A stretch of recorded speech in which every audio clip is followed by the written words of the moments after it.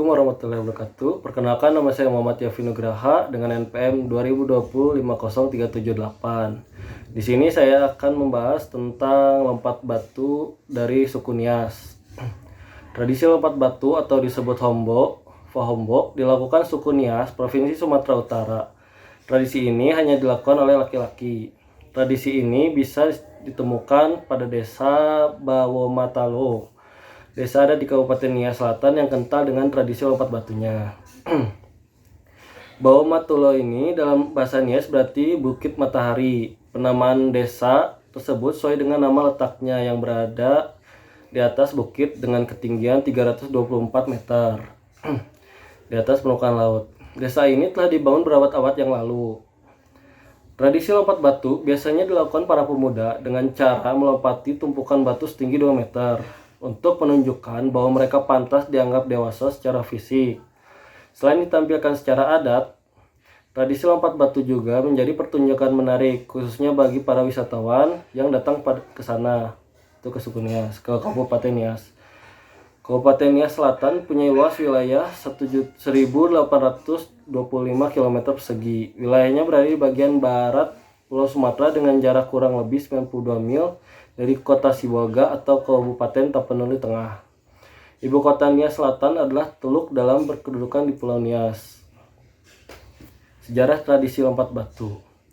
Tradisi lompat batu telah berlangsung berabad-abad yang lalu. Tradisi dilestarikan bersama budaya megalitikum di pulau seluas 5.625 km persegi yang berpenduduk 700.000 jiwa dan dikelilingi Samudra Hindia.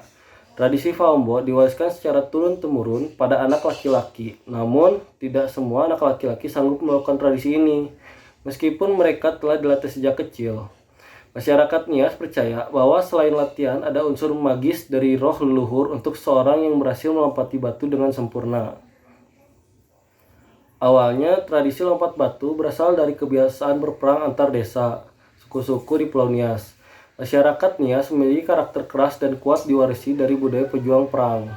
Dahulu, suku-suku di Pulau Nias sering berperang karena terprovokasi oleh rasa dendam, pembatasan tanah, atau masalah perbudakan. Masing-masing desa lalu membentengi wilayah dengan batu atau bambu setinggi 2 meter. Oleh karena itu, tradisi lompat batu lahir dan dilakukan sebagai sebuah persiapan sebelum berperang. Para bangsawan dari strata Balugu yang memimpin Pulau Nias saat itu akan menentukan pantas atau tidaknya seorang pria Nias menjadi prajurit perang. Kriterianya, selain memiliki fisik yang kuat, seorang prajurit perang juga menguasai ilmu bela diri dan ilmu-ilmu hitam.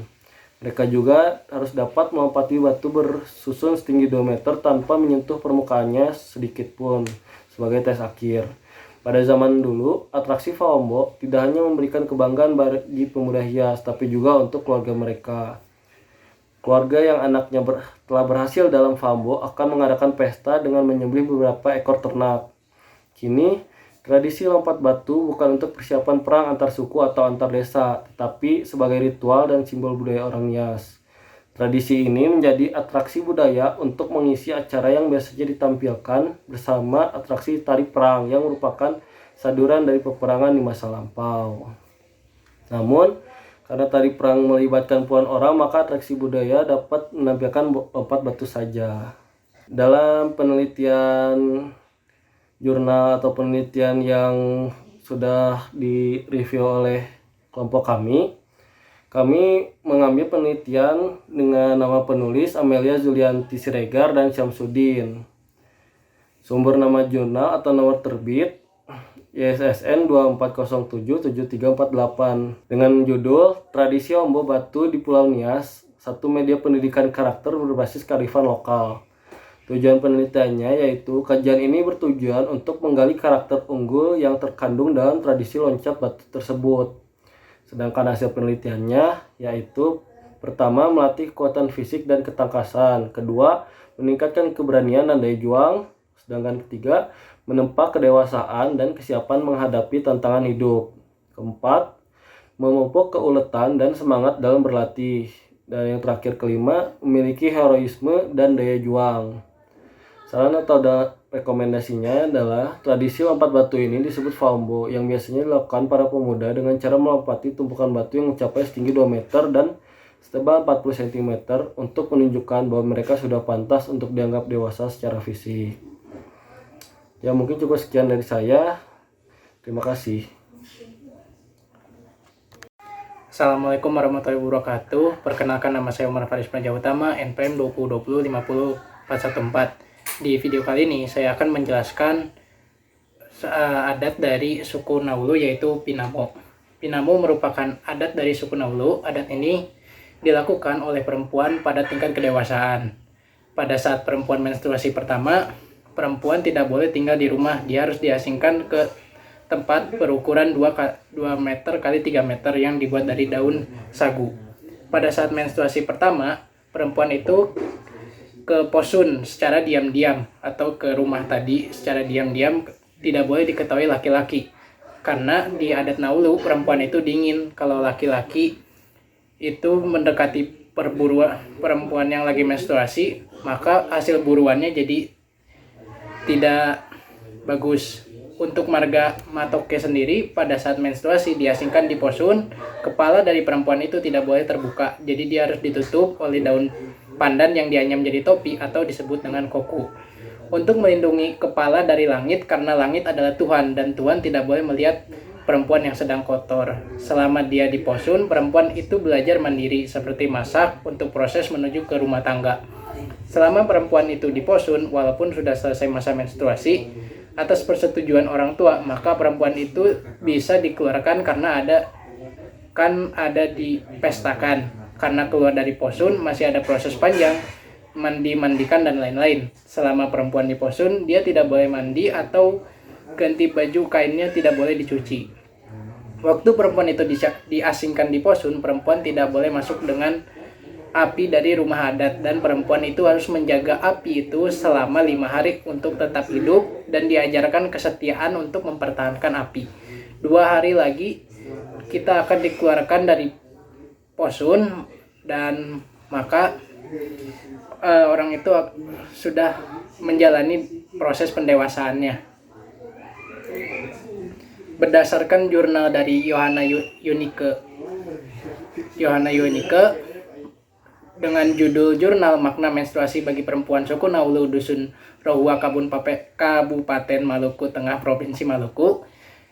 Tujuannya yaitu untuk mengeksplorasi dan mendeskripsikan makna menstruasi perempuan di suku Naulu, pandangan masyarakat terhadap proses biologis yang terjadi pada perempuan, khususnya pada masalah menstruasi yang mengharuskan perempuan secara diam-diam diasingkan secara sosial. Beberapa kesimpulan yang diambil yaitu konteks masyarakat suku Naulu Dusun Rohua dan kehidupan sosialnya masih tertata dalam sistem patriarki, sehingga perempuan menempati posisi kedua dalam berbagai aspek sosial. Jika dalam realitas masyarakat suku Naulu Dusun Rohua menunjung pelestarian tradisi pengasingan perempuan di saat menstruasi. Hal itu dikarenakan mereka melihat sebagai menjaga keseimbangan antara religius dan nilai kehidupan. Sarannya, menstruasi perempuan suku Naulu, pandangan masyarakat tentang semua proses biologi pada perempuan, terkhususnya seputar masalah menstruasi, mengharuskan perempuan diam-diam diasingkan dalam ruang sosial dan menciptakan masyarakat itu sendiri menjadi sebagai budaya. Dalam sebuah sistem masyarakat, budaya memegang peranan penting dan membawa pengaruh yang sangat kuat, yaitu budaya patriarki yang berkembang di Indonesia. Sekian video yang saya dapat sampaikan. Terima kasih.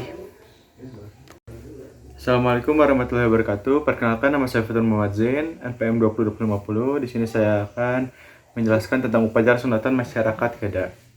Sulawesi Selatan sejak zaman dulu adalah wilayah persebaran pemukiman dari 4 suku bangsa yang ada di Sulawesi Selatan, yaitu suku Bugis, suku Makassar, suku Toraja, dan suku Mandar. Dengan suku bangsa dan mayoritas Bugis dan Makassar, kedua kelompok ini merupakan satu kesatuan yang sulit dipisahkan, karena hakikatnya satu kesatuan budaya yang dikenal dengan nama kebudayaan Bugis Makassar. Kebudayaan Bugis Makassar tidak lepas dari kepercayaan mereka terhadap kepercayaan mitologi dengan aspek kedewaan. Kepercayaan terhadap kodrat alam yang terwujud dalam kegiatan ritual yang bersifat religio magis. Sebagaimana yang dijelaskan oleh A.B. Taylor bahwa kebudayaan adalah keseluruhan yang kompleks meliputi pengetahuan, kepercayaan, kesenian, hukum, moral, dan berbagai kemampuan serta kebiasaan yang diperoleh sebagai anggota masyarakat. Berdasarkan pengertian di atas dapat disimpulkan bahwa kebiasaan-kebiasaan yang dilakukan oleh manusia adalah sebuah kebudayaan. Pada dasarnya, kebudayaan adalah proses adaptasi karena ada yang berpendapat bahwa konsekuensi tentang kebudayaan ialah sebagai adaptasi terhadap lingkungan mereka. Sementara, keanekaragaman kebudayaan disebabkan oleh lingkungan tempat tinggal mereka yang berbeda. Sekalipun pandangan tadi tidak seluruh benar, tetapi sampai sekarang ada penilaian bahwa salah satu penyebab keanekaragaman kebudayaan juga disebabkan oleh faktor ekologi. Islamisasi Sulawesi Selatan pada abad ke-17 Masehi mencapai puncaknya setelah Islam menjadi agama resmi kerajaan, maka penyebaran Islam ke berbagai pelosok daerah di Sulawesi Selatan diperoleh oleh kerajaan Goa. Khusus penyebaran di daerah pesisir bagian selatan berlangsung damai, termasuk kerajaan Binamu dan Bangkala di Jeneponto. Setelah Islam diterima oleh masyarakat setempat, maka adat atau pangdakakan kini bertambah menjadi syara atau syariat Islam sebagai tambahan untuk melengkapi dan menyempurnakan unsur budaya tersebut. Islam datang dan dianut masyarakat Sulawesi Selatan bukan berarti tidak ada kepercayaan sebelumnya yang dianut dan dipercaya seperti halnya agama Islam setelah diterima baik oleh masyarakat.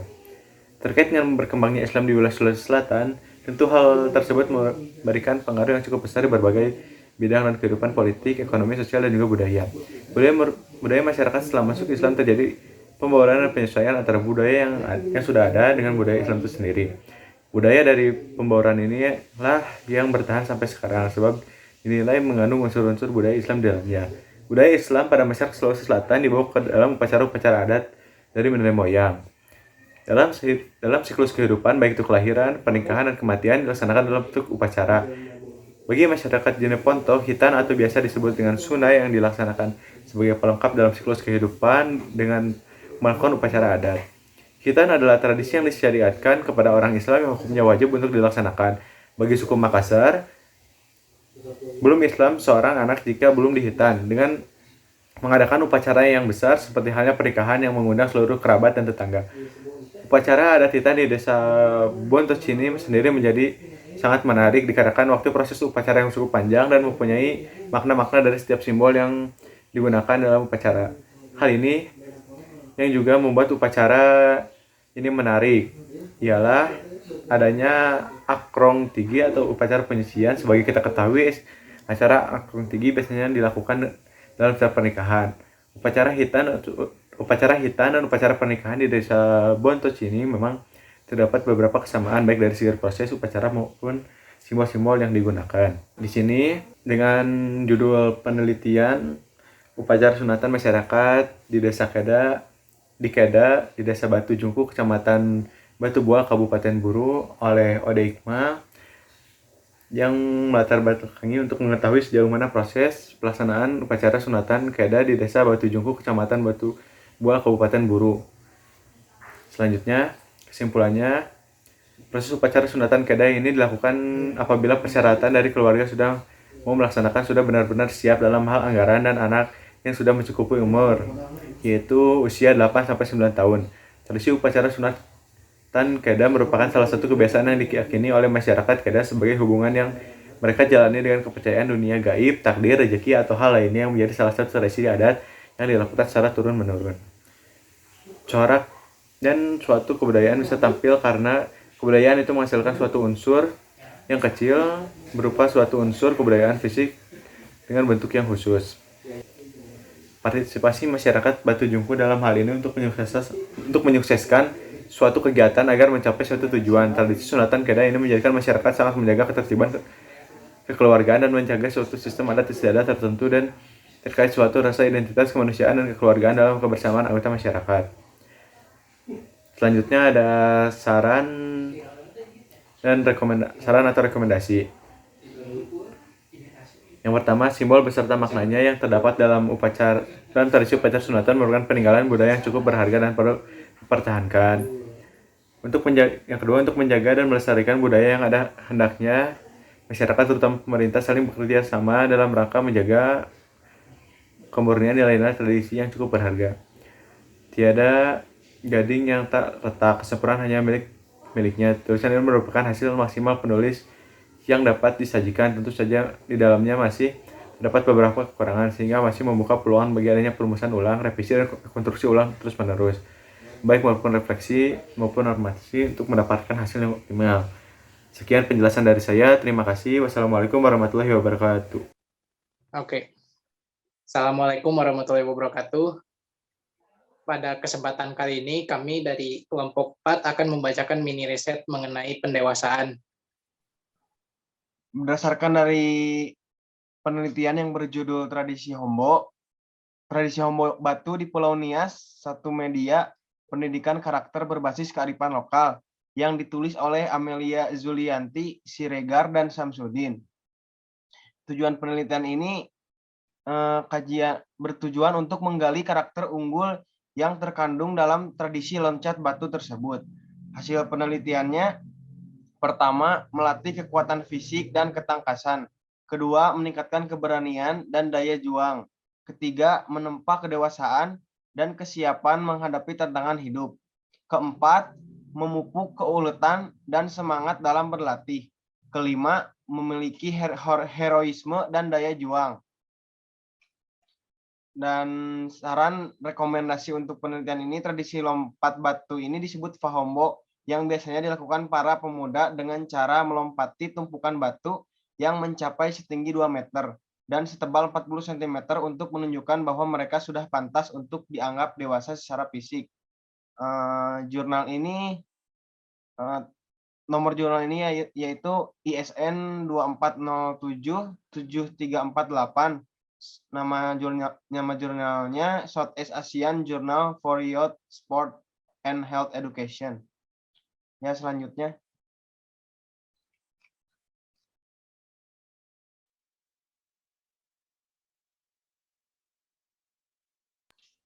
Yang kedua, berjudul Makna Menstruasi bagi Perempuan Suku Naulu, Dusun Rohua, Kabupaten Maluku Tengah, Provinsi Maluku.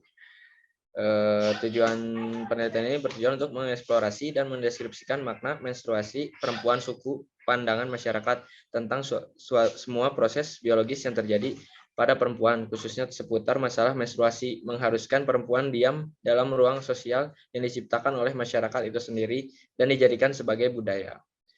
Yang selanjutnya beberapa kesimpulan sebagai berikut. Konteks masyarakat suku Naulu, Dusun Rohua, dan kehidupan sosialnya masih tertera dalam sistem patriarki, sehingga perempuan menempati posisi kedua dalam berbagai aspek. Jika dalam realitas masyarakat suku Naulu Dusun Roa menjunjung tinggi palestrian, tradisi pengasingan perempuan di saat menstruasi. Hal itu dikarenakan mereka melihatnya sebagai menjaga keseimbangan relasi religius dan nilai kehidupan. Yang selanjutnya, menstruasi perempuan suku, pandangan masyarakat tentang semua proses biologis yang terjadi pada perempuan, khususnya seputar masalah menstruasi, mengharuskan perempuan diam dalam ruang sosial yang diciptakan oleh masyarakat itu sendiri dan dijadikan sebagai budaya. Dalam sebuah sistem masyarakat, budaya memegang peranan penting dan membawa pengaruh yang sangat kuat. Budaya patriarki yang berkembang di Indonesia hampir memenuhi semua lapisan kehidupan masyarakat, termasuk pada masyarakat suku Naulu Dusun Rohua di Kabupaten Maluku Tengah, Provinsi Maluku. Patriarki adalah suatu sistem otoritas laki-laki yang menindas perempuan melalui intuisi sosial, politik, dan ekonomi. Adanya perbedaan perlakuan antara laki-laki dan perempuan tergambar dalam kebiasaan di tiap-tiap keluarga, pembagian tugas, kedudukan, dan perlakuan tradisi.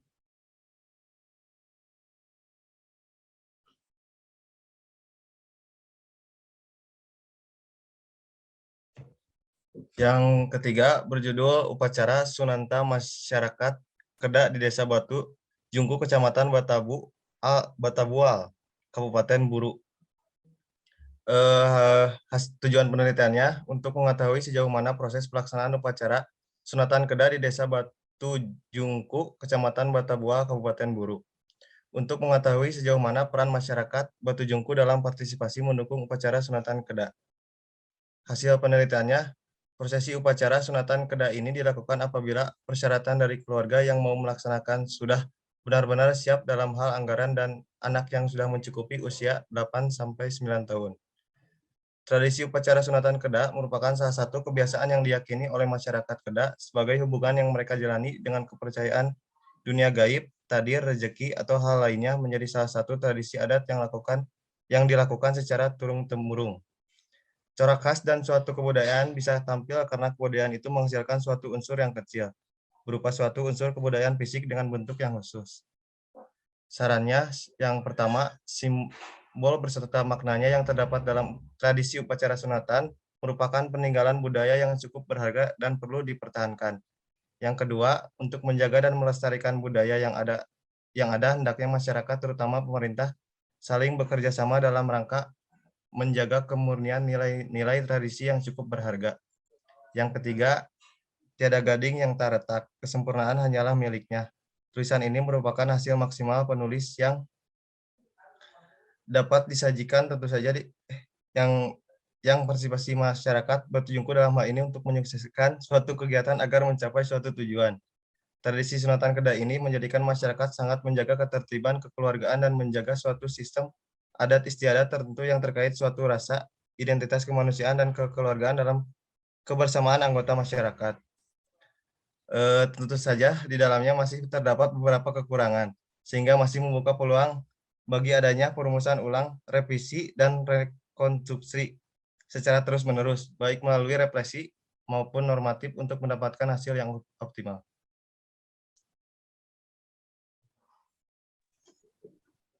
Nah, demikianlah hasil riset yang kami bisa dapatkan dan kami bisa bagikan kepada penonton semua. Terima kasih telah menonton video kami. Mohon maaf bila ada kekurangan. Wabillahi taufiq wal hidayah. Wassalamualaikum warahmatullahi wabarakatuh.